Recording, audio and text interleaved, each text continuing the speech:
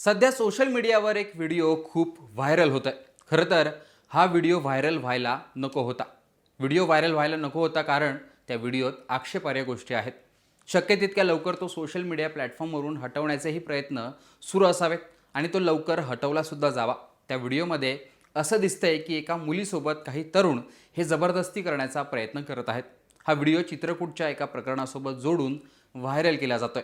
दुर्दैवाची गोष्ट म्हणजे मुलीचा चेहरा आणि नराधम जी जबरदस्ती करतायत ते ब्लर न करताच किंवा ते दाखवलं नाही पाहिजे ते दाखवलं जात आहे आणि व्हिडिओ शेअर होत आहे. पण हा व्हिडिओ आणि चित्रकूटमध्ये घडलेल्या प्रकरणाचा काही संबंध नसल्याचंही समोर आलं आहे. तो व्हिडिओ वेगळा आहे. मात्र चित्रकूटमध्ये जे घडलं ते अत्यंत भयानक कृत्य आहे. उत्तर प्रदेशातील चित्रकूट येथील देवांगना डोंगर परिसरात एका 20 वर्षीय तरुणी जी नीटची विद्यार्थिनी असल्याचंही समोर आलं आहे. ती मध्य प्रदेशातील सतना येथील विद्यार्थिनी जी कोटा येथे नीट परीक्षेची तयारी करत होती. ती सुट्ट्यांमध्ये गावी आली होती. तेव्हा चित्रकूटमध्ये तिच्या एका मित्राला ज्याचं वय 17 वर्ष आहे त्याला भेटण्यासाठी ती चित्रकूटला आली होती. 22 जुलै रोजी दुपारी 1च्या सुमारास हे दोघे मित्रमैत्रिणी चित्रकूट शहरापासून 12 किलोमीटर अंतरावर असलेल्या देवांगना घाटीतील एका टेकडीवर बसून सोशल मीडियासाठी रील बनवत होते. दुपारी 3च्या सुमारास 3 तरुण एका बाईकवरून तिथे आले. त्यांनी स्वतःला वनविभागाचा कर्मचारी असल्याचं सांगितलं आणि चौकशीच्या नावाखाली त्या दोघांना धमकावण्यास सुरुवात केली. हे तिघे आरोपी आधीपासूनच यांचा पाठलाग करत होते असं देखील समोर आलं. पण जेव्हा हे दोघे म्हणजे मित्रमैत्रिणी जंगलात गेल्याचं त्यांनी पाहिलं तेव्हा तिघे आरोपी त्यांच्या मागे जंगलात गेले. या 3 तरुणांनी आधी पैसे मागितले, नंतर मात्र त्या मुलीला जबरदस्ती करण्यास सुरुवात केली. या दोघांची ओळख ही सोशल मीडियावर झाल्याचंही नंतर समोर आलं होतं आणि त्याच मित्राने त्या मैत्रिणीला चित्रकूट फिरायला बोलावलं होतं आणि ते त्यानंतर चित्रकूटच्या या जंगलात गेले होते. ज्यावेळी 3 आरोपी ज्यांनी त्यांचा पाठलाग केला होता त्यांना जंगलात जाताना पाहिलं होतं ते तिन्ही आरोपी त्यांच्या मागे मागे गेले आणि त्यांनी त्या मुलाचे हातपाय बांधले आणि तरुणीला त्यातले दोघे जण झुडपात घेऊन गेले. तिथे त्या मुलीवर या तिघांनी सामूहिक बलात्कार केला आणि त्यानंतर तिथून पळ काढला. त्यानंतर हातपाय बांधलेला जो काही त्या मुलीचा मित्र होता त्याने स्वतःची सुटका करून घेतली आणि तो त्यानंतर तरुणीजवळ पोहोचला. तिथे नेटवर्क नसल्याने ते त्यानंतर खाली उतरले आणि तिथून त्यांनी पोलिसांना फोन केला. त्यानंतर पोलीस तिथे काही तासात आले आणि या दोघांना घेऊन गेले आणि रुग्णालयात त्यांना भरती केलं. त्यानंतर दोघांच्या तक्रारीनंतर पोलिसांनी आरोपीचा शोध सुरू केला. तेव्हा एका CCTVमध्ये हे 3 आरोपी मोटरसायकलवर जात असल्याचं आढळलं आणि पोलिसांनी त्यांचा शोध सुरू केला. CCTV फुटेज आणि पीडितेच्या जबाबाच्या आधारे पोलिसांनी जितेंद्र उर्फ भोला, विवेक कुमार पटेल आणि प्रवीण पटेल या 3 आरोपींची ओळख पटवली आणि पोलिसांनी त्या तिघांवर 50-50 हजारांचं बक्षीससुद्धा जाहीर केलं होतं. एका डोंगरात यापैकी एक आरोपी लपलेला असतानाच पोलिसांसोबत चकमक झाली आणि त्यात आरोपीला गोळीसुद्धा लागली. त्यात एक पोलीस शिपाईसुद्धा जखमी झाला. म्हणजे आरोपींकडे हत्यारं देखील होती. पोलिसांनी मुख्य आरोपी जितेंद्रला या एन्काउंटरनंतर ताब्यात घेतलं. त्यानंतर अवघ्या 48 तासाच्या आत पोलिसांनी या प्रकरणातील उर्वरित दोन्ही आरोपींना बेड्या ठोकल्या आहेत. कि देवांगना घाटी में हुए गैंगरेप का पुलिस ने अपनी परंपरागत मुखबिरी, CCTV फुटेज और इलेक्ट्रॉनिक सर्विलांस के माध्यम से खुलासा किया था. तीनों अभियुक्त चिन्हित हो गए थे. इन पे 50-50 हजार का इनाम घोषित हो गया.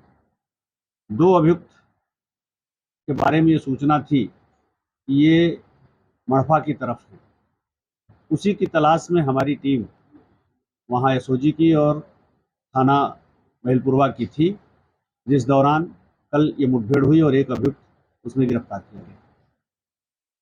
पुनः टीम को चूंकि सूचना इन 2 अभियुक्तों के बारे में थी, उसी क्षेत्र में ये रात भर अपनी एम्बुश लगाए थे, गश्त भी थी, नाकाबंदी थी और देर रात आधी रात के बाद इनके हाथ फिर ये दोनों अभियुक्त जो बचे हुए थे विवेक और प्रवीण ये हाथ लगे हैं, जिनकी गिरफ्तारी की गई है और इन्हें अभी माननीय न्यायालय के समक्ष प्रस्तुत करके न्यायिक परीक्षा में जेल भेजा. घटना के बाद ये महलपुरवा क्षेत्र में मड़ैयन समरदहा आदमी जो छिपे रहे वो सारा कुछ पुष्टि हो गई थी.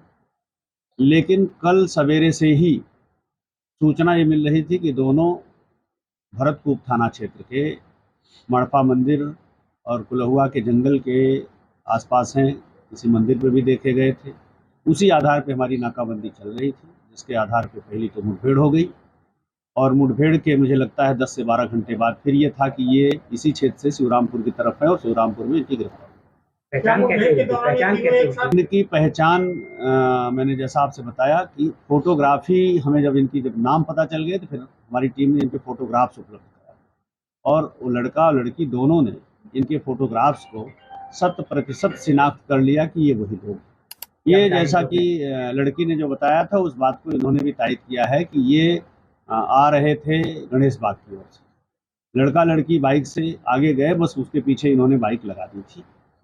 कुछ हरकतें ये कर रहे थे जिसपे लड़की ने भी एडमिट किया था कि मैंने अपने बॉयफ्रेंड को नहीं बताया। उसके आधार पे इनको लगा कि इसके पीछे पीछे चलना हमारा ठीक है और इसके आधार पे ये वहाँ गए और जब इन्होंने देखा कि वो गाड़ी किनारे ले जा करके जंगल में चले गए तो इनका भी मन बढ़ गया। ये भी लौट करके फिर उसी जंगल की ओर गए जिसकी वजह से फिर ये हादसा। ये पकड़े गए आरोपियों के ऊपर क्या कोई पहले से भी आपराधिक इतिहास था? हाँ, इसमें से एक अभियुक्त के बारे में 2 मुकदमे हैं इसके लड़ाई झगड़े के। सर जब मुठभेड़ हुई है तो ये तीनों एक साथ थे? नहीं भाई, बताया ना, पहली बार मुठभेड़ में एक आदमी घायल हुआ, वहां से गिरफ्तार हुआ है। मैं ये बता रहा हूँ कि सूचना प्रातः काल से इन 2 जो पकड़े गए हैं इन्हीं के बारे में थी कि ये मड़पा के जंगलों की तरफ हैं। 1-2 मंदिरों के नाम आए थे, आश्रमों के, वहीं देखे गए हैं। वहाँ जाने पे तस्दीक भी हुआ कि हाँ 2 इस तरह के लड़के आए थे। इस आधार पर हमारी टीम लगातार कल सवेरे से थी। पहली सफलता कल 3-4 बजे के बीच मिली थी। दूसरी सफलता रात्रि में, देर रात, आधी रात के बाद मिली। सध्या तिन्ही आरोपी हे पोलिसांच्या ताब्यात आहेत। अशा प्रकारे चित्रकूट प्रकरणात पोलिसांनी आरोपींना ताब्यात घेतलं। आरोपींकडे हत्यार होती, त्यात पोलिसांना गोळी लागल्याने एका आरोपीसोबत एन्काउंटरही झाला आणि तो त्यात जखमी झाला। मात्र एक मुलगा आणि मुलगी अशा प्रकारे निर्जन स्थळी गेल्यानंतर घडलेल्या या धक्कादायक प्रकरणाची चर्चा होते।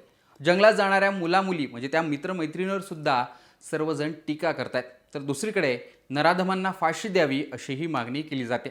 मात्र अशा प्रकरणांमध्ये मुलीची बदनामी होते, सोशल मीडियावर त्याची चर्चा होते, काही व्हिडिओजच्या नावाखाली हे प्रकरण व्हायरल सुद्धा केले जातं। तसंच काहीसं या प्रकरणात घडताना दिसतंय। एक व्हिडिओ व्हायरल केला जातोय आणि हे प्रकरण चित्रकूटचं असल्याचं सांगितलं जातंय। मात्र या प्रकरणाचा त्याच्याशी काही संबंध नाही। मात्र जो व्हिडिओ व्हायरल होतोय त्यात ते आरोपी म्हणा किंवा ती मुलगी म्हणा यांचे चेहरे दिसत असल्याने जुनं एखादं प्रकरण पुन्हा नव्याने चर्चेत येतंय, हे व्हायला नको। एकूणच या प्रकरणाविषयी तुमचं काय मत आहे ते कमेंट बॉक्समध्ये सांगा। लोकसत्ताला फॉलो आणि सबस्क्राईब देखील करा।